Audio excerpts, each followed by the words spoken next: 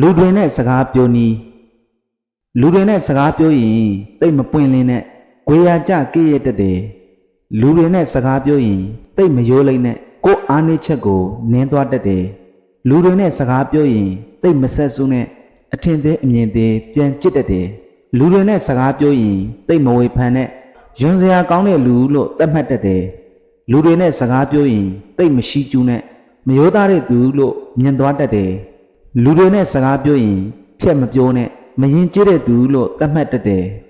လူတွေနဲ့စကားပြောရင်တိတ်မမေးနဲ့မပေါင်းသင်းတဲ့သူလို့သတ်မှတ်တတ်တယ်လူတွေနဲ့စကားပြောရင်တိတ်အတင်းမပြောနဲ့သူ့အကြောင်းလေးအခြားလူတွေကိုသင်ပြောမှာပဲလို့သတ်မှတ်တတ်တယ်သိထားရမှာကလူတိုင်းကစိတ်တိုးကများကြတဲ့အတွက်ပုပ်ပုပ်ပါပါစိတ်ချမ်းသာစရာစကားတွေကိုပဲကြားရှင်ကြပါတယ်